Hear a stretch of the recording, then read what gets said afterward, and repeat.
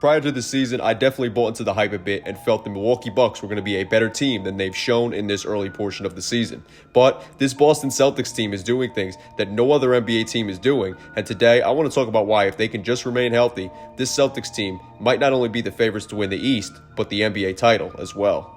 If you enjoy the video, then make sure to give it a like, and if you're new to the channel, then hit that subscribe button and notification bell. Yesterday, the Boston Celtics knocked off the Atlanta Hawks by a score of 113-103, and with two Celtics starters out, the Celtics still showed why they're a tough team to beat any given game. The Celtics had 4 double-digit scores last night, but Tatum was the star of the show, finishing with 34 points and 5 3-pointers to go along with 9 rebounds, 4 assists, and 2 steals. This is Tatum's 55th game with at least 30 points and at least 5 3-pointers made, and the next closest Celtic has 22 games, showing the elite company that Tatum himself is in.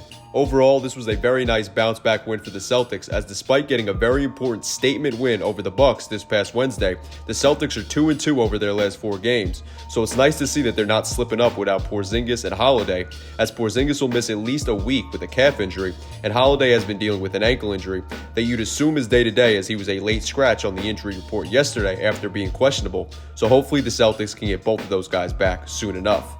Regardless though, the Celtics are 8-2 over their last 10 games and have done that while playing the 7th hardest schedule of any team in the league this season. So while they are a bit banged up, they currently hold the first seed in the East, and they seem they'll be fine to hang in there a bit until they're fully healthy. But they definitely could use Holiday back ASAP, as they have 3 tough games in a row coming up, as they'll play the Sixers and then the Cavs twice in a row, and could easily slip down to the 4th seed quickly. However, if they at least have Holiday though, I don't think they'll slip too much, as the Celtics have a positive 11 net rating when you have Holiday on the floor with both Brown and Tatum. The only thing the Celtics do need to avoid is putting those 3 guys on the floor with both Derek White and Al Horford, as in the 25 minutes that they've played, that 5-man group has a disastrous negative 48.8 net rating. The team seems to be fine though if you add just one of those 2 men to the 3-man group of Holiday, Brown, and Tatum. Regardless, if we look at the Celtics starting lineup when healthy, they have a phenomenal plus 27 net rating when on the court together.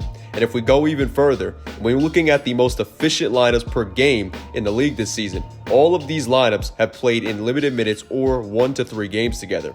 If we scroll all the way down though, the Celtics lineup, which is one of the most efficient per game, sits in lineups that have only played 1 game together, which is insane to think about.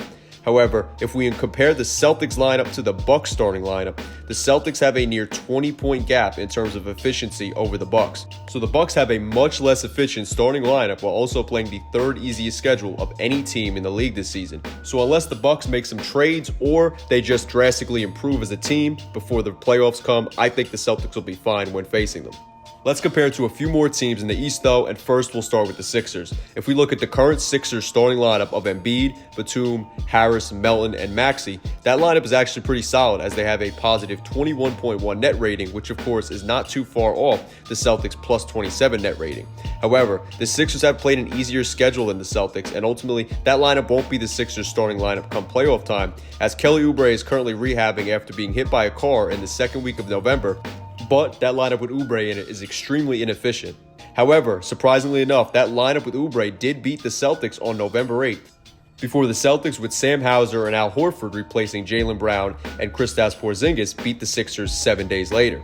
It's important to note 2 things though. The Sixers replaced Batum with Covington in the lineup for that loss against the Celtics, and the Celtics lineup with Hauser and Horford was extremely efficient, so I'd be interested to see them put that 5-man group on the court together at some point, even if they don't start a game together. Regardless though, we'll see what happens when the Celtics play the Sixers again this upcoming Friday. If we take a quick look at the typical starting lineup for the currently 5th seeded Pacers, they have a net rating of negative 1.8, so I don't know how much of a threat they'll truly be come playoff time. However, they do have the best offensive rating in NBA history, so I did want to make sure to mention them. And finally, while I don't view this team as a contender this season, I said the same thing about them last year, and they still made it to the NBA Finals, and that team, of course, would be the Miami Heat.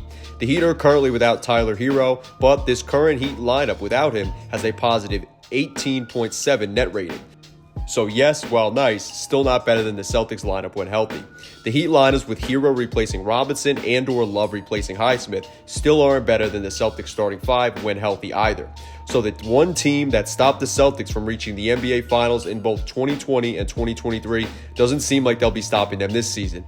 You really can't count the Heat out because, of course, look at their playoff runs in 2020 and 2023, like I said. But I do believe if the Celtics are healthy, they will be the team to beat in the East this season.